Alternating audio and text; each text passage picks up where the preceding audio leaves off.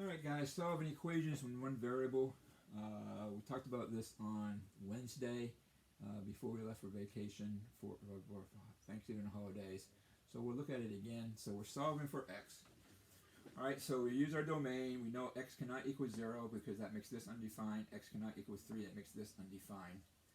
Okay, so we want to get rid of our fractions, so we multiply everything by x times x minus 3. When we multiply by x times x minus 3, the x cancels out. I'm left with x minus 3 times 1. Alright, and when I multiply this by x minus 3, I'm left with minus 2x, and then 4x x minus 3. Simplify x minus 3 minus 2x equals 4x squared minus 12x. Quadratic equation, so bring everything to one side. So I got 4x squared. This is a negative x, so I bring it over. That's negative 11x. Bring the 3 over, plus 3. Well, there's no factors of 12 that I can add to get 11. So therefore, I can't factor this, so I go back to my quadratic formula. 11 plus or minus square root of 121 minus 48, which is 11 plus or minus square root of 73 over 8. So when I simplify that, it's 2.44 and negative 0.31. Doesn't match any of this, so therefore that is good. Now, unless I wrote the problem down wrong, I believe that is correct. But for that problem there, that's what we do. Number 8, we do the same thing. A common denominator is x. I know that x cannot equal 0, so I multiply by x. X squared plus 2x equals 15. Bring the 15 over. Factors of 15 that will subtract the equal 2. That's 5 and 3. 5 is plus. So therefore x equals negative 5, x equals 3. Doesn't match this, so both these answers work. Here, alright, my common denominator, alright, it's x plus 4, and then x times x plus 4. So I'm going to multiply everything by x times x plus 4. X cannot equal 0, and x cannot equal negative 4. So I multiply 2x times x plus 4. The x plus 4 cancels out, so it's minus 3 times x. And everything cancels out, so I'm left with 12. Quadratic, simplify. 2x squared plus 8x minus 3x equals 12. Bring the 12 over. 2x squared plus 5x minus 12. This is 24. Factors of 24 that will subtract the equal 5. That's 8x and 3x. Factor out the 2x. I get 2x times x plus 4. Factor out the negative 3. I get x plus 4. So I can factor out the x plus 4. 2x minus 3, x plus 4. So therefore my x equals negative 4 and 3 halves. Well, already here I stated that negative 4 does not work. So I take out the negative 4 and I'm left with 3 halves is my answer. 3 halves is my answer. Alright, hopefully these were pretty simple for you. Here, factor the x squared minus x. I get x times x minus 1. So therefore my common denominator is x times x minus 1. So I'm going to multiply. I already know that x does not equal 0 and x does not equal 1. So when I multiply, the x cancels out, so I'm x minus 1 times x plus 2. X minus 1 cancels out, so I'm minus 4 times x. Both of them cancels out, so I'm left with 2. FOIL method, x squared, 2x, negative x is x, negative 2 minus 4x plus 2, x squared minus 3x, the 2's cancel out. Factor out here, greatest common factor, x times x minus 3, so therefore x equals 0 and x equals 3. I already know it does not equal 0, so 0 does not work, so I'm left with 3. That's extraneous roots. Alright, number 20, they say, okay, these are the roots that we got, x equals negative 2 or x equals 3. Here's my graph. They're saying, are these real roots or are any of them extraneous? Well, if I look at my graph, my roots are my x-intercepts, so my graph does cross at negative 2, so I know that is a root, but x does not cross at 3, so 3 is not a 0, it's not a root, so 3 is my extraneous root. Okay, so when I look at my graph, all my zeros, the things that I'm looking for that I'm finding, are the places where it crosses the x-axis. So if on my picture, my graph, it doesn't cross the x-axis at those points, so they are considered extraneous roots. And that's what they were asking you to do on number 20. Number 24, these here we can just multiply by x minus 2 or just cross multiply. So we get, that's 3 over 1. So this times 1 is x squared minus 6x plus 5. X squared minus 2 times 3 is 3x squared minus 6. Bring everything to one side. I get 2x squared plus 6x minus 11. Factors of 22 will subtract the 6. There is none. So when I do that, use my quadratic formula. Plug in my numbers. I get negative 6 or negative 3 plus or minus square root of 31 over 2 by going ahead and simplifying. If I'm going to factor out a 2, cancel out a 2, I got to cancel out in both of them. Alright, there's my answer. Or if I want it in decimal form, I calculate it out. I get 1.28 and negative 4.28.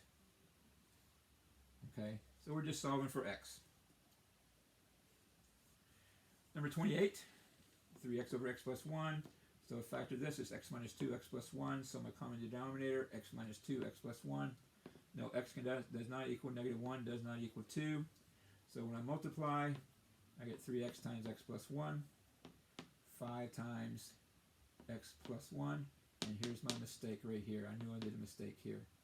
Alright, I'm going to do this one over and send it to you. But I knew this was wrong for some reason, and at the point I could not figure out what it was. Let's see, maybe I can do it right now if I can find my pen.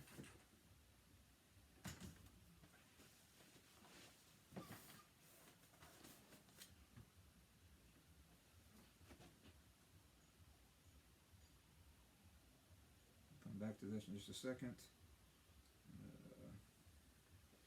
And just hang on for a second.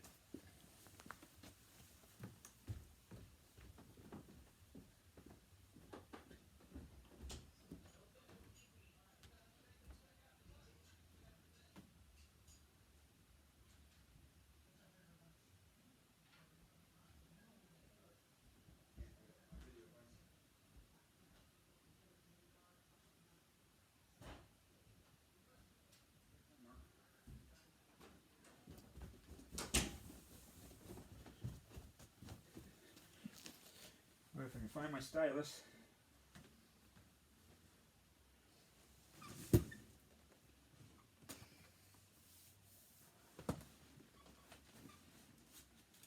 Ah.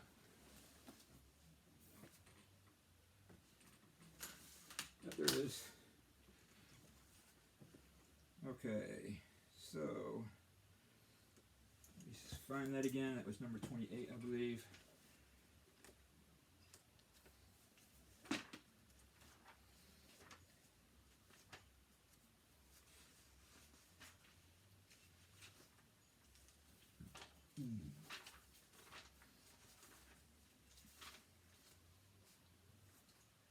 Alright, so let's do this again. So we got 3x over x plus 1 plus 5 over x minus 2 equals 15 over x squared plus, minus,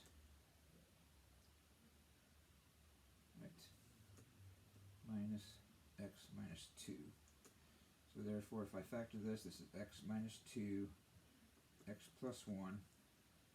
So I'm going to multiply by x minus 2, x plus 1. So this is going to be 3x times x minus 2 plus 5 times x plus 1 equals 15. 3x squared minus 6x plus 5x plus 5 equals 15 plus 3x squared minus x minus 10 equals 0. Factors of 30 that will subtract the equal 1, so that's 3x squared minus 6x plus 5x minus 10. So I'll take the 3x out, that's x minus 2 plus 5, that'd be x minus 2 equals 0. So 3x plus 5 and x minus 2. We already know up here that x does not equal negative 1 or 2. So we find down here we find out that x equals negative 5/3 and 2. So we know that it does not equal 2, so it equals negative 5/3. So I knew I had did something wrong with that other one. So that's how you do those. Okay, so let's look at the other ones now.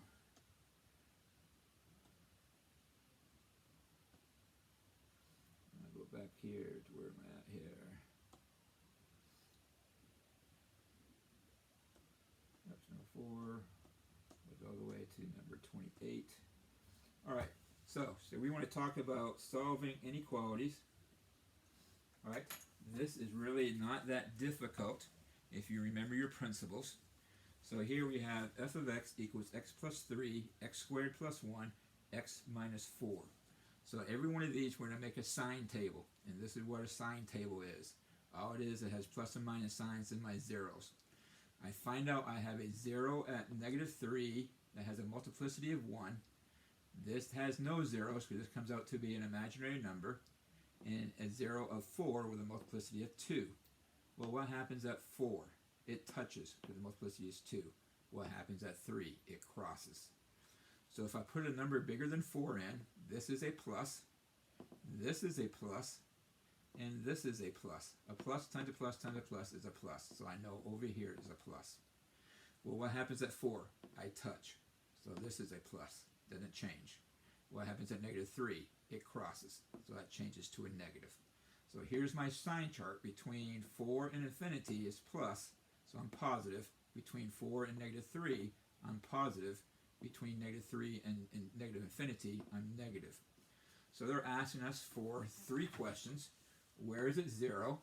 Negative 3 and 4. Where is my function positive? Well, it's positive from negative 3 to 4. Now you notice it's not included. I'm not asking for increase and decrease, and it's not included. So it's negative 3 to 4, and it's also from 4 to infinity. Where am I negative? I'm negative from negative infinity to negative 3. Okay? So basically all I'm doing is making my sign chart table, putting my zeros in, pick a number, doesn't matter what number, plug it in. All I'm looking for, I'm not looking for values, I'm just looking for is it plus or minus. So I picked a 4. I could have picked negative 2. I'm sorry, negative 4. If I picked negative 4, this would have been a negative, this would have been a positive, this would have been a positive. So a negative, positive, positive makes a negative. So I could do it anywhere I want there. Just remember what happens at every 0. Multiplicities of even touches, so it doesn't change. Multiplicity of odd does change. Okay? Next example. Here, 2x cubed minus 7x squared minus 10x plus 24 is greater than 0. Alright, so we use synthetic division to factor. So I didn't do that because we know how to do that. We know how to find my possible factors. And we find out that I have x minus 4, 2x minus 3, and x plus 2 are my factors. So that's what we did on those previous lessons on synthetic division. So I make my sign chart. My zeros are 4, 3 halves, and negative 2. I plug in my zeros. So I pick, let's just go here. Let's put 0 in. Negative, negative, positive. A negative, and a positive makes a positive. So what happens here? I cross, it's negative. What happens here? I cross, so it's negative. What happens here? I cross, so it's positive, because there's no even multiplicities. So everything changes. Alright? I'm looking for where is it greater than 0. That's my answer. Alright, so I'm solving this inequality. This is my answer. Where is it greater than 0? Well, it's greater than 0 here, from negative 2 to 3 halves. And it's greater than 0 here, 4 to infinity. Okay? So I'm using synthetic division to do that. Most of the ones I'm going to give you will already be factored for you. I'm not going to ask you because I'm going to test you in synthetic. I test you in synthetic division. I'm not going to test you in synthetic division here. Most of them will be factored for you. All right, rational expressions. Okay, we do the same thing we did before. We're not graphing though. All I just want to do is solve. All right, so here, I'll wait for that to get out of the way. Okay, so here I have a 0 at -1/2, vertical asymptote at x equals -3, and a vertical asymptote at 1. So I'll make my sign chart, -3 and 1. So I put squiggly lines there for asymptotes. All right, 0 is -1/2. So again, if I put a number bigger than 1 in, so this is going to be a positive, this is going to be a positive, this is going to be a positive, positive divided by a positive divided by a positive is a positive. So remember what we did when we talked about asymptotes. When I cross the asymptote, I go to the other place. So if I'm down, I go up. So this is up, so therefore I go down, negative. At the 0, odd, so therefore I cross, so I'm plus. Here, at the asymptote, again, I'm up, so therefore when I cross, I'm down. So I'm making my sign chart. So they ask me, where am I 0? I'm -1 at -1/2, my 0. Where am I undefined? At -3 and at 1. Where am I positive? Well, from -3 to -1/2, and from 1 to infinity. Where am I negative? From -infinity to -3, and from -1/2 to 1. So it's very important to get your sign chart right. All right? Take all the principles that we've learned so far to make our sign chart. That's why everything is building. That's why it's important that before that I had you trying to learn to understand what we were doing, but making our sign chart.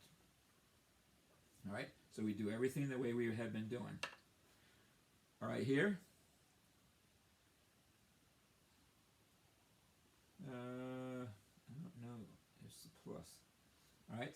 It says subtract, but I'm supposed to add here. So I get these here. I got to get it to one term. So I'm going to add, get a common denominator, x plus 3, x minus 1. So if I multiply the bottom by x minus 1, multiply the top, x plus 3, x minus 1, multiply the top bottom by x plus 3, multiply the top, get 5x minus 5 plus 3x plus 9, simplify 8x minus 4. I'm looking for less than 0. So again, I have a 0 of 1/2, put a plus, my 0, 1/2, vertical asymptote at -3, vertical asymptote at 1.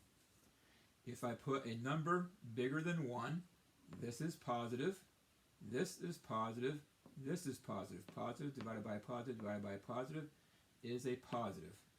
What happens at the asymptote? Changes, negative. What happens at the 0? Changes, positive. What happens at the asymptote? Changes, negative. I'm looking at where is it less than 0? Well, here, negative infinity to -3, and here, 1/2 to 1. And you notice that is not included because it's not equal to. If it was equal to, then we would have brackets.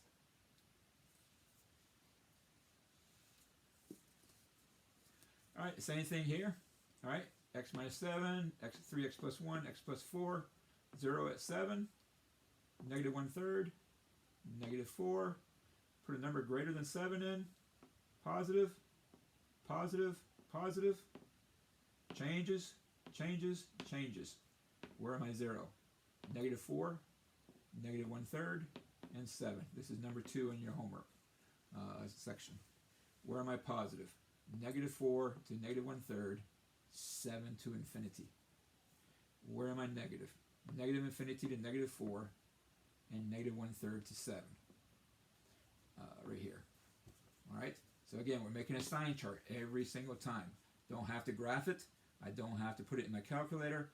All I'm doing is making this sign chart, and just by putting in bigger than 7, that's going to be positive.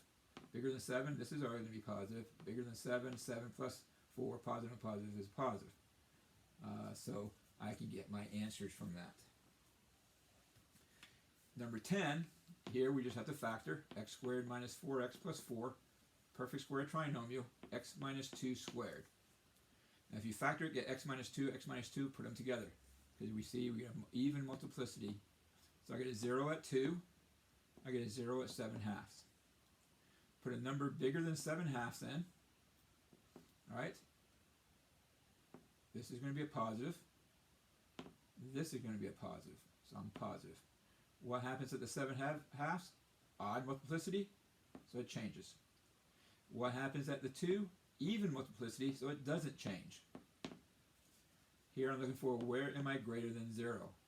Right here. Where am I positive? 7/2 to infinity.